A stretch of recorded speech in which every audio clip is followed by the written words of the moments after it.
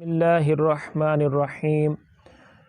YouTube के दोस्तों, आपके सामने फ़र्ज़ उलूम के हवाले से हाज़िर हैं। हमारे ऊपर कुछ इल्म ऐसे हैं जिनका हासिल करना फ़र्ज़ है, और अक्सर व बेशतर हम अपने दोस्त अहबाब को ये देखते हैं कि वो इन फ़र्ज़ उलूम के मामलात में बहुत गफ़लत का शिकार होते हैं। आपके सामने आज हम नमाज के मुताल्लिक़ सिर्फ़ चंद हिदायत आपके सामने पेश करेंगे इंशाअल्लाह वक्तन फ़वक्तन, ताकि वीडियो तवील भी ना हो और आपका हम ज़्यादा वक्त ना लें।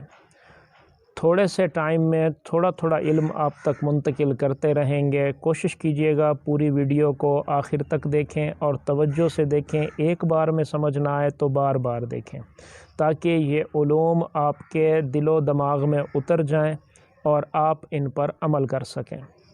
आज हम आपके सामने नमाज की शराइत और नमाज के फ़राइज़ आपके सामने पेश करेंगे।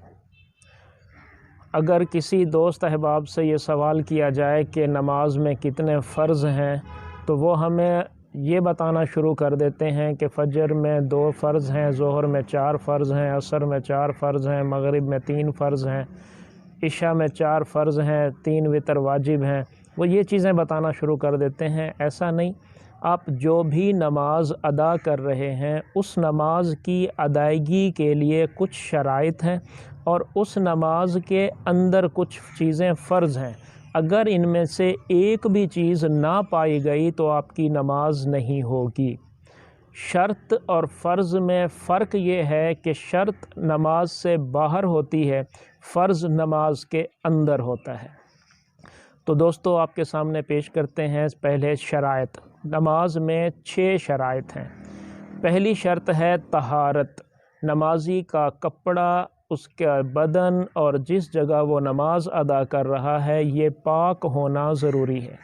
दूसरी शर्त है सित्रे औरत, यानी नमाजी का बदन ढंपा हुआ होना चाहिए, जिस्म पर लिबास मौजूद हो। ठीक है, जिस्म ढांप कर नमाज पढ़नी है। औरत मुकम्मल सित्र है और मर्द का सित्र नाफ से घुटने तक होता है, लेकिन ये उस सूरत में सिर्फ़ इतने सित्र में नमाज होगी जब आपके पास कोई दूसरा लिबास मौजूद ना हो, आप किसी ऐसे सफ़र में, ऐसी मजबूरी में हो। लेकिन इसके अलावा जो है, अगर आपके पास लिबास मौजूद है और आपने मुकम्मल लिबास नहीं पहना हुआ तो आपकी ये शर्त में कमी रह जाएगी। लिहाजा आपको सित्र औरत की शर्त मुकम्मल करनी है, मुकम्मल लिबास पहने, अच्छी तरह साफ़ सुथरे। याद रखिएगा, अगर आप काम के लिबास में नमाज़ पढ़ेंगे तो ये मकरूह है। जिस तरह एक आप आम दावत में लिबास पहन कर जाते हैं, कम से कम उस तरह का लिबास आप अल्लाह की बारगाह में तो लाजमी पहन कर आएँ, वरना इससे अच्छे अंदाज में आएँ तो ज़्यादा बेहतर है। बहरहाल ये दूसरी शर्त है सित्रे औरत। तीसरी शर्त है इस्तिक़बाले क़िबला, यानी आपका रुख क़िबला शरीफ खाना काबा की तरफ होना चाहिए। और चौथी शर्त है वक्त, जो नमाज आप अदा कर रहे हैं उसी नमाज का वक्त होना चाहिए। पांचवी शर्त है नीयत, यानी आप जो नमाज अदा कर रहे हैं उस नमाज की आप नीयत करेंगे।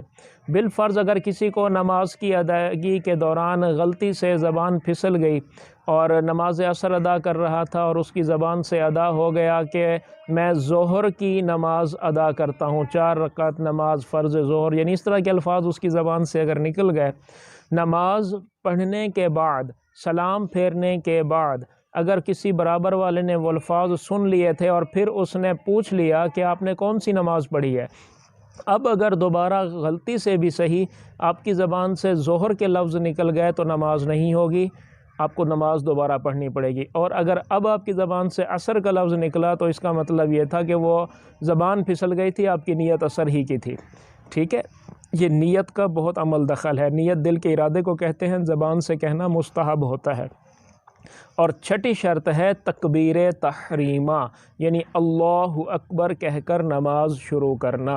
ये तकबीर तहरीमा شرائط میں سے آخری شرط ہے، فرائض میں سے پہلا فرض ہے، کیونکہ یہ نماز سے باہر بھی ہے اور اسی سے نماز کی ابتدا ہوتی ہے، یہ نماز میں بھی شامل ہے۔ لہٰذا فرائض میں پہلا فرض ہے تکبیر تحریمہ۔ دوسرا جو فرض ہے وہ ہے قیام۔ غور سے سنیے گا، دوسرا فرض ہے قیام۔ ہمارے کئی دوست احباب اپنی ٹانگوں پہ چل کر مسجد میں آتے ہیں لیکن مسجد میں آگے بیٹھ کے نماز پڑھتے ہیں۔ یاد رکھیے گا قیام فرض ہے۔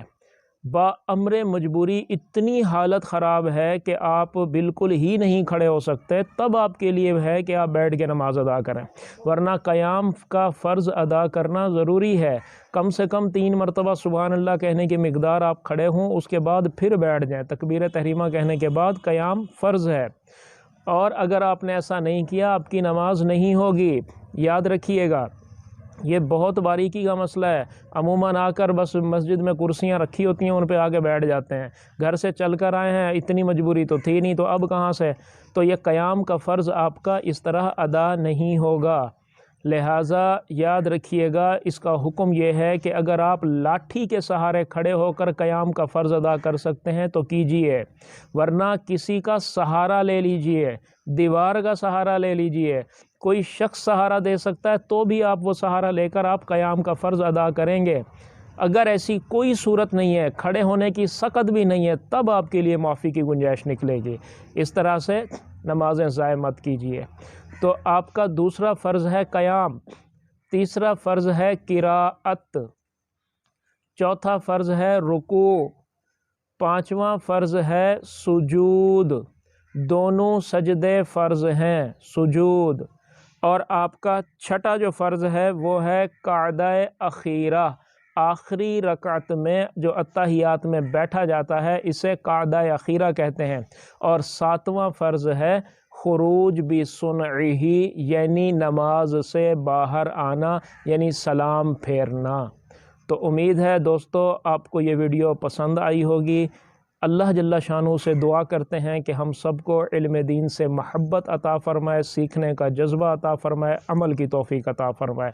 السلام علیکم ورحمۃ اللہ وبرکاتہ۔